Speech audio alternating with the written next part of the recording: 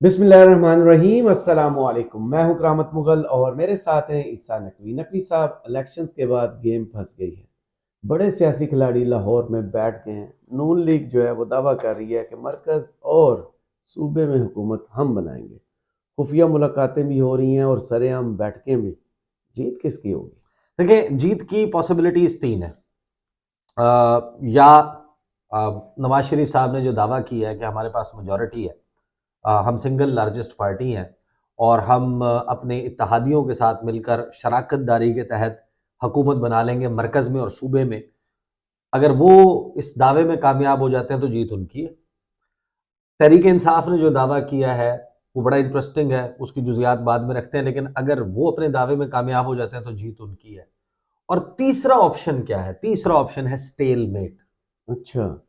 शतरंज की बाजी में एक मकाम ऐसा आता है कि अगर प्यादे भी मर जाए, घोड़ा भी मर जाए, दोनों तरफ से, हम्म। आपके वजीर भी मर जाए, आपके हाथी फीला सारे मर जाएं, और आखिरी आपके जो दो प्यादे या कोई भी वो रह गए हैं, वो इकट्ठे मारे जाएं। हम्म।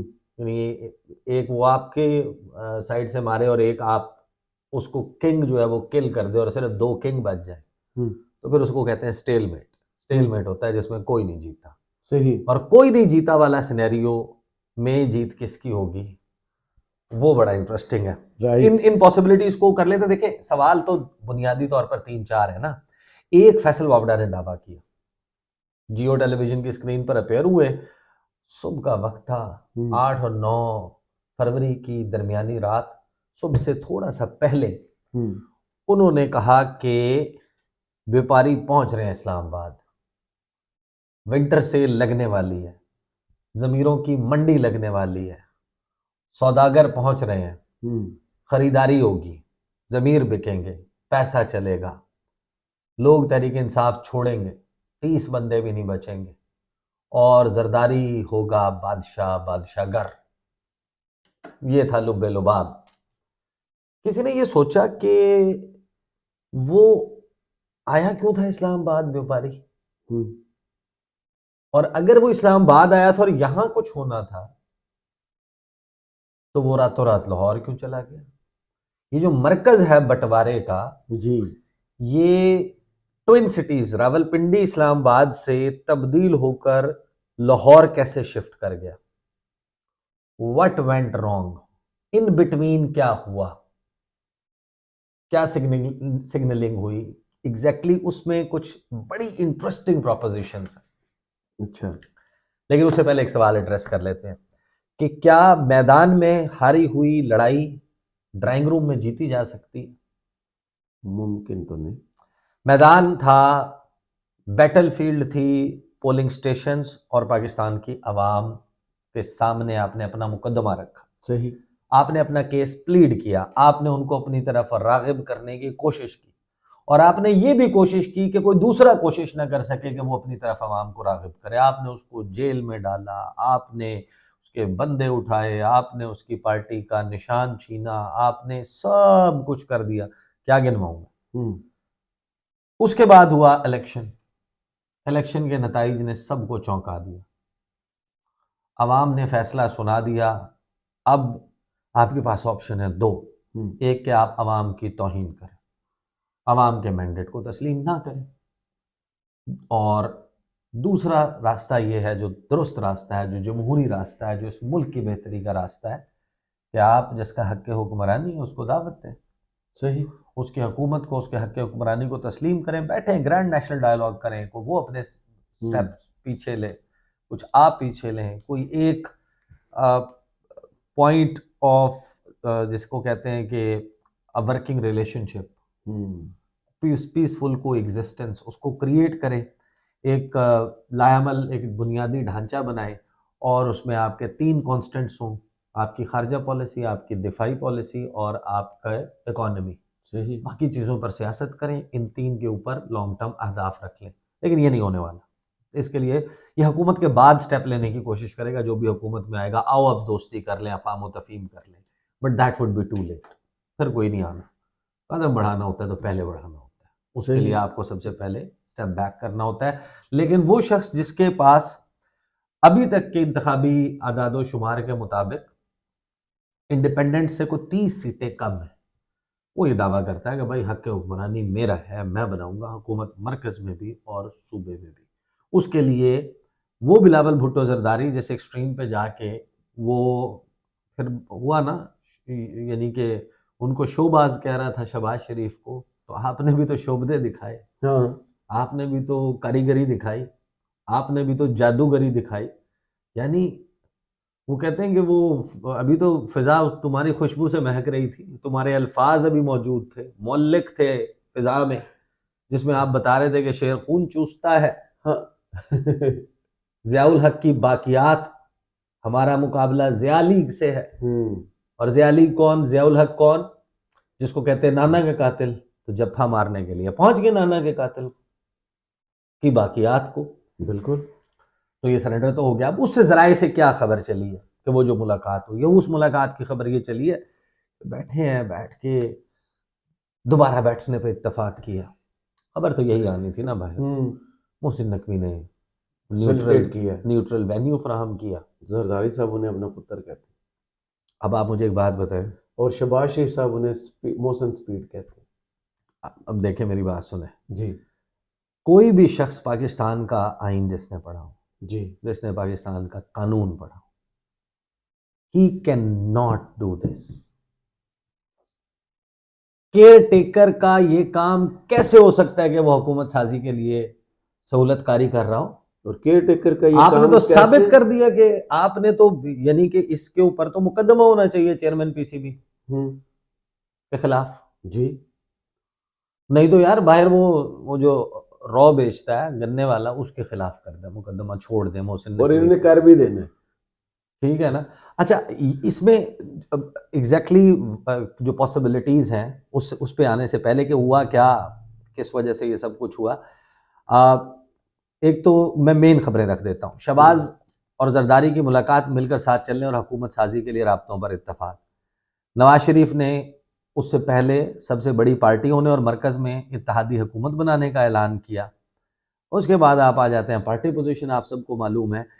पाकिस्तान तहरीक इंसाफ ने ऐलान कर दिया वाशगाफ दो टोक अंदाज में कि पीपल्स पार्टी और नून लीग के साथ मिलकर हुकूमत बनाने का कोई इरादा नहीं। और साथ ही उन्होंने कहा कि हमारे लोग बिकेंगे नहीं, छोड़ेंगे नहीं, हमारे साथ खड़े रहेंगे। अब ये दावा चलता है या नहीं चलता?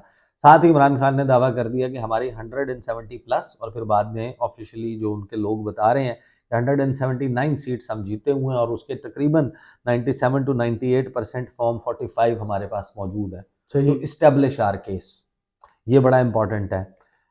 उसके बाद पीपल्स पार्टी ने अपना रेट बढ़ाने के लिए बयान दिया कि नवाज शरीफ ने बहुत जल्दबाजी की, हम सोच समझ कर फैसला करेंगे। अगर आपने सोच समझ के फैसला करना था और आपने कहा ये बेवकूफ़ी है विक्ट्री स्पीच करना वगैरह तो हमने वगैरह, 50 सीटों पे क्या करना है? नहीं तो आप मुझे बताएं, तो फिर आप उड़कर उनके कदमों में क्यों लैंड किए हैं? आपको किसने कहा कि आप जाएं? अच्छा, ये पीपल्स पार्टी ने किया। फिर जो है वो खालिद मकबूल सिद्दीकी साहब, MQM, आपको पता है हमेशा इक़्तिदार के लिए डुलती है। Available for sale. हाँ, वो भी जनाब हर हुकूमत के उन्होंने, साथ होते हैं ये। अच्छा नहीं, देखें रीजनल एक महदूद जमात के लिए ये सूट करता है कि वो हुकूमत में रहे। उसने अपने काम करवाने ना, वो क्या अपोजिशन करेगी? जिसने जिसने ये तय कर लिया कि मैंने उर्दू स्पीकिंग महाजर जो हैदराबाद और कराची में रहता है, मैंने उसको टारगेट करना है, वो मेरा वोट बैंक है और मैंने उन्हीं को डिलीवर करना है। तो पॉलिटिक्स किसके तो खिलाफ करनी? वो भाई, तो वो वहां पर वहां की लोकल जो अपोजिशन पार्टी है उसके खिलाफ करेंगे ना। मरकज में जो भी बैठा होगा उसके साथ हाथ मिलाएंगे और अपने काम लोगों को डिलीवर करेंगे। ये मजबूरी समझ आती है, लेकिन उसके लिए आप जो कॉम्प्रोमाइजेस करते हैं और जो कुछ करते हैं, बहरहाल MQM का ये मौके, जी। MQM ने ये किया। अब PTI ने तो वाज़ेह तौर पर कह दिया कि हमारे लोगों को खरीदना मुमकिन नहीं। अब आ जाए उस बात के ऊपर जो फैसल वावड़ा कहते हैं कि व्यापारी आ रहा है, जो है वो बड़े बड़े सौदागर आ रहे हैं, मंडी लगने वाली है, विंटर सेल होगी। तो भाई इसमें पॉसिबिलिटीज़ क्या है? हुआ क्या कि वो जो व्यापारी हैं उनको उठाकर फिर भेज दिया। अब आपको याद होगा कि जब ये व्यापारी के आने की खबरें चली थी, उससे पहले क्या हुआ था? जी। रिजल्ट्स आना शुरू हुए और रिजल्ट्स आना रुक गए। रिजल्ट्स के ट्रेंड आपको बता रहे थे, ऑन ग्राउंड रिपोर्टर्स आपको बता रहे थे कि डब्बा खुलता है और डब्बे में नून लीग के वोट ऐसे निकलते हैं जैसे ऊंट के मुंह में जीरा। अच्छा। हाँ, आपके भाई हर हर जगह पर, हर पोलिंग स्टेशन के ऊपर लोग नून लीग के कैंप से भी पर्ची लेके जो जा रहा है वो भी ठप्पा उधर लगा रहा है जहेज के सामान पे। जहेज के सामान ने तो उड़ा दिया ना सबको। इन पंजाब और खैबर पख्तूनख्वा में तो वाज़े नजर आ रहा है। और पीपल्स पार्टी बाकायदा कह रही है, ऑफिशियली कह रही है कि इस वक्त जेन्युइन मैंडेट अगर किसी के पास है तो वो या पीटीआई के बैक्ड उम्मीदवारों के पास है या हमारे पास है सिंध में। जहां पर डब्बा खुला है, लोग गए हैं, लोगों ने जाके वोट डाला है। और वो अंडरस्टैंडेबल है क्योंकि Tehreek Insaf did not get a chance to campaign in interior Sindh. उससे पहले इमरान खान गिरफ्तार हो गए, उन्होंने अनाउंस किया हुआ था। हाँ, वो सब कुछ हुआ हुआ था। तो वो कोई समझ में आती है कि वो लोग, उन लोगों ने क्या, जाहिर है कि उस तरीके से नहीं होगा। हालांकि इंटीरियर सिंध में बड़ा पोटेंशियल है, कोई मुतबादिल मौजूद नहीं है। कराची में उनका हार जाना पीटीआई का, अगेन वो दैट इज उसमें कि एक भी सीट ना आए, 22 में सबसे कम पोलिंग स्टेशन कराची में होते हैं और उसके भी रिजल्ट्स बहुत लेट आए। हाँ, तो ये सूरत हाल है जनाब उनकी। अब जरदारी साहब को फिर अब वो आए क्यों इस्लामाबाद? नंबर 1, उनका गुमान होगा कि मैं जाऊंगा, मेरे लिए चीजें मैनेज्ड अरेंज्ड, पैसा फेंकेंगे, ये करेंगे वो करेंगे। नहीं, सिंध हाउस इधर है। नहीं तो कैंडिडेट्स कहाँ हैं? हाँ, जहाँ वो बंद करते कैंडिडेट्स तो थे। अपने हलकों में बैठे हैं। जी नहीं, बिल्कुल। जो कैंडिडेट्स हैं वो अपने हलकों में बैठे हुए हैं, गायब हैं और रूपोश हैं। और सबसे बहुत सारे ज्यादा ऐसे हैं जो ट्रैक में नहीं जी। है। तो वो यहाँ पर तो नहीं किसी से मुलाकातें करने आए थे। जोड़ तोड़ कैसे होती है? यहाँ पे कोई डेलीगेशन मौजूद होता, किसी होटल में आके ठहरे हुए होते, वो तो जीत का जश्न मना रहे हैं अपने अपने हलकों में। तो जरदारी साहब यहाँ क्यों बुलाए गए या क्यों आए? मियाँ साहब जो Model Town secretariat election cell बना के विक्ट्री स्पीच तैयार करके बैठे हुए थे, उनके सामने मौजूद थी, और कि मैं ये ऐलानात करूंगा। उनका चेहरा आपको याद है? उनका चेहरा जिसमें वो यूं आंखें घुमा के देख रहे हैं, मरियम नवाज के चेहरे पे, मरियम औरंगजेब के चेहरे पे, शहबाज शरीफ के चेहरे पे जो परेशानी है, जो तस्वीर हमारे सामने आई है, वो एक धुंधली सी कुछ फुटेज वगैरह को सामने आई है, उसमें क्या नज़र आता है कि मियाँ साहब का मास्क जो यहाँ पर है, वो बस ये रह गया था कि मियाँ साहब शर्मिंदगी से ना वो मास्क अपनी आंखों से ऊपर तक ले जाएं ताकि वो ढक जाए चेहरा। हमने कंफ्यूजन देखी थी। इतनी ज्यादा क्लेम्स के बाद जब आपके साथ इलेक्शन रिजल्ट में ये हो, तो हुआ ये कि मियाँ साहब छोड़ छाड़ के सब कुछ, मैं नहीं खेलता, ये मुझे क्यों बुलाया, वो चले गए जाती उम्रा। सही।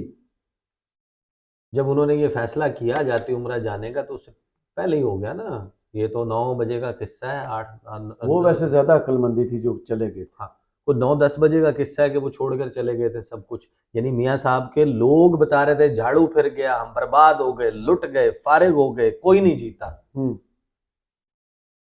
यही कह रहे थे ना? बिल्कुल, 70 सीटें निकल आई हैं लॉटरी से। हाँ, तो मियाँ साहब जब गए तो अब तो जाहिर है कि फिर इसका मतलब ये है कि जरदारी साहब या तो कहते हैं कि हाँ जी मेरे पास 50-60 सीटें, 60-70 में खरीद लेता हूँ, बाकी तहदी मिल जाएंगे। वो 60-70 खरीदने की पोजीशन अगर होती, इससे इंडिकेशन क्या मिलता है कि आजाद टूटेंगे भी तो जो नंबर कोट किया जा रहा है वो सिर्फ दाना डाल के एक ट्रेंड बनाने के लिए लोगों को कि भाई आ रहे हैं।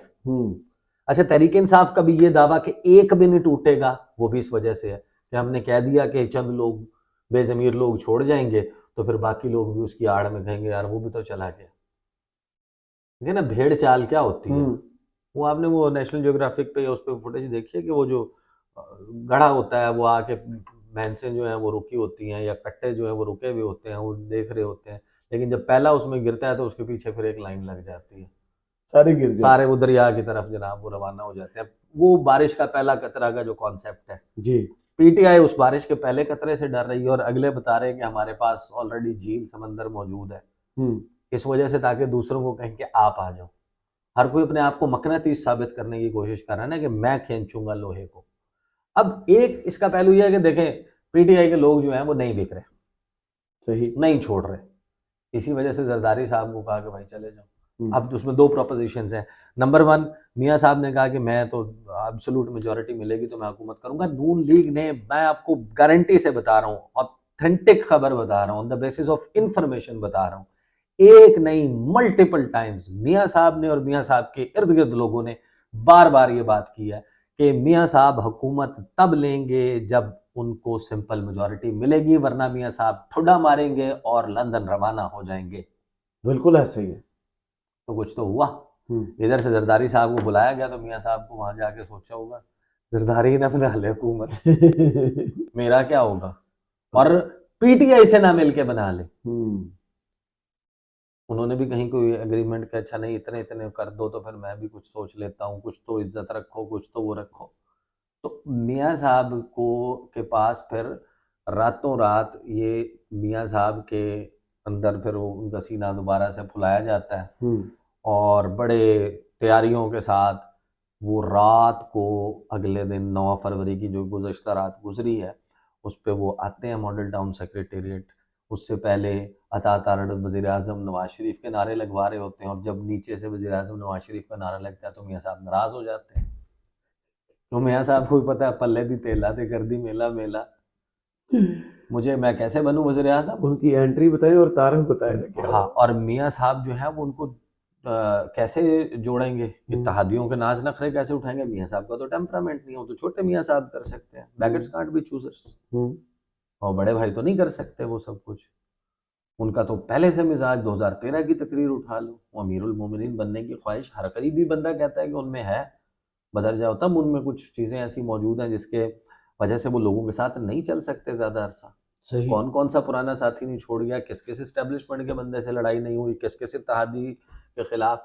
और बिलावल ने तकरीर नहीं की थी, किसको नहीं याद, कि अभी तो इंतकाम आपने देखा नहीं है, मियाँ साहब आएगा, मैं पीटीआई के लोगों को कहना चाहता हूँ, मियाँ साहब आएगा तो वो ऐसा इंतकाम लेगा कि आपकी नस्लें याद रखेगी, मुझे मुंतखब कर लें। यही तकरीर की थी ना, वो मौजूद है तकरीर, रिकॉर्ड का हिस्सा है, जो बिलावल लोगों को बेवकूफ़ बना रहे थे, मैं कुछ और नहीं कहता, कुछ और बना रहे थे, बेवकूफ़ बना रहे थे जब, और वो अब जाके वहीं पर उनके पास बैठ गए।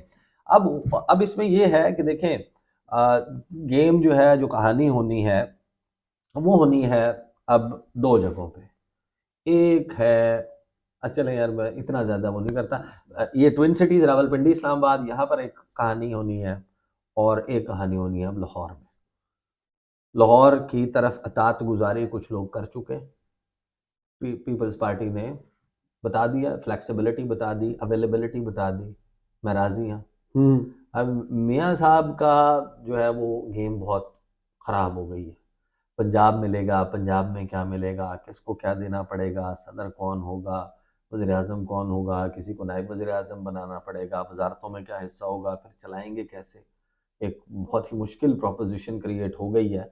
आप इस वक्त भी ये तवक्को कर सकते हैं कि कुछ ही वक्त में हल्फ उठाए जाएंगे, सब कुछ हो, और उसके फ़ौरन बाद आपको पता चले कि मियाँ साहब कह रहे हैं कि मेरी तबीयत ठीक नहीं है और मैं इलाज के लिए, अपने चेकअप के लिए जा रहा हूँ, और फिर वो लंदन में आराम फरमाएं और यहाँ पर उनके भाई और फिर वही रिमोट कंट्रोल सिस्टम PDM 2.0 बन जाए। That is also one possibility.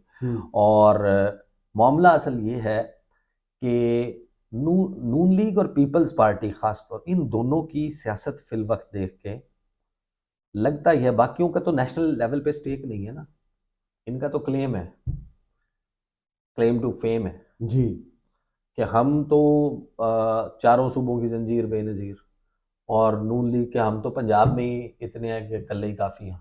बिल्कुल। ये इस तरह पॉलिटिक्स कर रहे हैं जैसे आखिरी इलेक्शन हो। कुछ बहुत बड़ी तब्दीलियां कुछ ना कुछ वक्त के बाद आ जाती हैं। आपके बच्चों ने भी वेट सियासत फॉर योर करनी है। टाइम। आप जो इस वक्त कर रहे हैं, लोगों का मैंडेट, लोगों की विल, उसके अगेंस्ट जा रहे हैं। This is the last nail in this coffin. ये जो ताबूत है, मौरूसी सियासत है, इसके और इन खानदानों की इस इजारादारी को बहुत बड़ा धचका लगेगा। अवाम ने एक मर्तबा ज़रूर बदला लेना है बैलेट बॉक्स पे। सही। उस बदले के बाद एक्सपीरियंस अच्छा या बुरा होने की बुनियाद के ऊपर आपका फ्यूचर का डिसाइड हो तयन जाएगा, होगा। बिल्कुल ऐसे ही। आपने गुज़श्ता जो पीडीएम की हुकूमत भी थी वो इस होप पे की कि हालात बेहतर हो जाएंगे तो इमरान खान को लोग भूल जाएंगे। इमरान खान को भुलाने का एक ही तरीका है, लोगों को बेहतर परफॉर्म करें। आपने 150 रुपए पे अगले ने अगर पेट्रोल छोड़ा था आप 149 पे ले आए, हम्म, उसने अगर डॉलर 186 पे छोड़ा था या 171 पे छोड़ा था तो आप 185 या 170 पर ले आए। हम्म। जिस जगह पर बिजली के बिल, महंगाई, हर चीज छोड़ी थी, अब तो गेम फंस गई है ना लोगों के जहनों में। तो अब कंपैरिजन बड़ा इजी है। हालांकि क्या इमरान खान आएंगे वो वर्णन कर सकते हैं, लेकिन उनको एक एज हासिल होगा हम्म। कि मैं क्या करूं, ये कर गए बर्बाद। मियां साहब ने कैरी फॉरवर्ड करना है पीडीएम और खक्कड़ साहब के ऑनवर्ड, कंटिन्यूटी। तो लोगों का तो पेशेंस थ्रेशोल्ड है ही नहीं, हनीमून पीरियड है ही नहीं। हम्म। मैदान में हारी हुई ये लड़ाई ड्राइंग रूम में बैठकर आप इक्तदार पर इंस्टॉल तो हो सकते हैं, लेकिन आपके पास कोई अथॉरिटी नहीं होगी, आपके पास कुछ नहीं होगा, लोगों के ताने होंगे और आपकी मुस्तकबिल की सियासत मजीद तबाह व बर्बाद होगी। ये है खुलासा इस वक्त। और मैं आपको बता रहा हूँ कि कोई आ, आ, जिसे कहते हैं कि दे लीव नो स्टोन अनटर्न्ड, हम्म। कि वो हुकूमत बनाएं, क्योंकि उनको बेसिकली जो जो एक्सट्रीम पोजीशंस ले चुके हैं और जो ओनरशिप वो ले चुके हैं पीटीआई के खिलाफ हर होने वाले इकदाम की, और उसको बढ़ाते हुए, उसको स्पेयर हेड करते हुए, उसके लिए साजगार माहौल बनाते हुए वो जो कुछ कर चुके हैं, तो एक फेयर मौजूद है उनके अंदर कि अगर तहरीक इंसाफ आई तो तहरीक इंसाफ गिन गिन के अब हमारे से बदले लेगी। फौरी तौर पर ना ले, 2 महीने बाद ले, 3 महीने बाद, हमें पाकिस्तान में जाए अमान नहीं मिलेगी। लिहाजा अब ये वही सिचुएशन है जहां पर राना सनाउल्लाह ने कहा था कि ये तो जंग है, हम्म। और जंग में फिर ये नहीं देखा जाता क्या आईनी है, क्या कानूनी, क्या इखलाकी है, क्या गैर इखलाकी। फिर तो जो हथियार हमारे इस्तेमाल हाथ में है हम चलाएंगे, जो हथियार उसके पास है वो चलाएगा। तो ये वो सिचुएशन है। और अभी बसात बिछी हुई है, स्टेलमेट की तरफ गया कोई भी पार्टी, एट द एंड आपको शायद नजर आ जाए कि तमाम फरीक कहें पीटीआई जो है उसके पास भी नंबर पूरा ना हो, जो ऑफिशियल रिजल्ट है उसके मुताबिक, ना नून लीग के पास हो, ना इनको लगे कि ये घाटे का सौदा है, सब कह दें सदर मुमलिकत इजलास बुलाएं, कोई भी पार्टी नंबर मेजॉरिटी। हाँ। 51% पूरा करने में नाकाम रहे, 200 166 जो है 167 अबूर करने में नाकाम रहे, और सदर 58(2) इस्तेमाल करें और असम्बली तहलील हो जाए और फ्रेश इलेक्शन की तरफ जाए आफ्टर 90 डेज, 90 दिन के वक्फा के बाद, और उस दौरान फिर एक हुकूमत आ जाए और केयर टेकर गवर्नमेंट वो आ जाए, फिर वो जाएगी कैसे, ये अगेन एक क्वेश्चन है। सही, बहुत शुक्रिया ईसा नकवी आपके तजिए का। कमेंट्स बॉक्स में ज़रूर बताइएगा वीडियो आपको कैसी लगी। इजाज़त दीजिए। अल्लाह अल्लाह हाफिज़। हाफिज़।